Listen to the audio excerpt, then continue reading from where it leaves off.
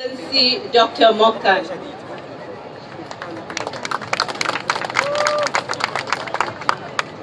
Thank you very much, and friends from the civil society organizations of ASEAN and Timor-Leste, and the steering committee, the organizing committee of this People's Forum 2015, Ambassador George, Tan Sri Hashim, and friends. Let me first thank the organizer for inviting the ASEAN Secretariat to be here.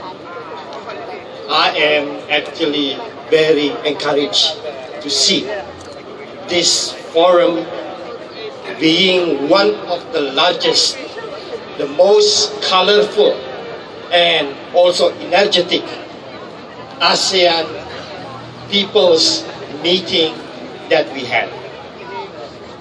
And as mentioned by Ambassador Georgie, that this year actually the journey is already 10 years.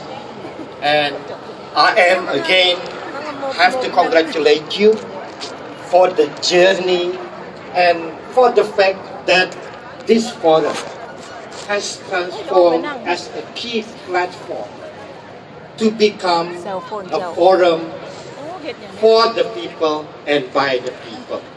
So congratulations on that, and I have also to comment you on the choice of the team. And that is about the reclaiming the people, the ASEAN community for the people. And this is very much actually in line with the ASEAN intent for a people-oriented, people-centered. So it reiterates that intention. And what is actually, this is not a phrase that is important, but it's a principle for ASEAN. So, in fact, that is a very, very appropriate choice. And I am also must congratulate this year's meeting for coming with a innovative approach of submitting the joint statement early. That gave us time to go through the issues. And we take note about the issues that you raised, and it gave us actually points that we have to consider again, and thank you very much for that. Now, I think I would like also to emphasize that ASEAN is a journey. The community building is a journey. Then it is our journey together. And what perhaps we need to see how, instead of fuzzing over what we don't have, one of the ways is also to appreciate what we have already had. So this is like looking at the glass half full or half empty. I would propose that we see it as half full. And if you see the data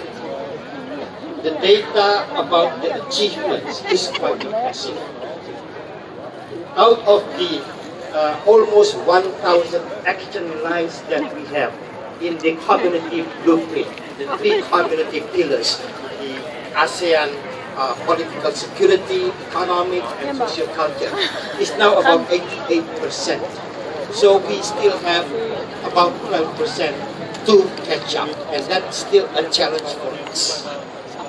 But second, ASEAN is almost 50 years that we were founded in 1967, and now 48 years and 5 member states after the founding in 1967. ASEAN has transformed as one of the prosperous regions. Just again to share you the data, that the ASEAN is now the 7th largest economy in the world. And if we continue, we are going to be projected to the 4th largest economy in the world. So macroeconomic data, we have actually a lot of achievement. But our community is not only about economics. We are also talking about one ASEAN, one response.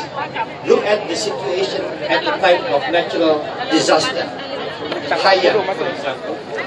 Then we have proven that is one ASEAN and one response was effective. So ASEAN has evolved over the years, and let me share with you some of the points that I think it will be useful for us on a more fruitful engagement in ASEAN. So let me share 5 points with you about engagement, the principle engagement that would be very useful. First, we must emphasize on mutual respect, mutual tolerance, and mutual understanding of each other's roles and strengths. Expectations should be realistic, appreciating that change in ASEAN can only be achieved through agreement by the 10 member states. Second, encourage constructive dialogue, positive thinking, and goodwill. ASEAN is open to recommendations, solutions, or constructive criticism in the journey toward the building of ASEAN community. In this respect, strategic planning is required, and engagement process has to start early to allow sufficient time to go through the ASEAN process.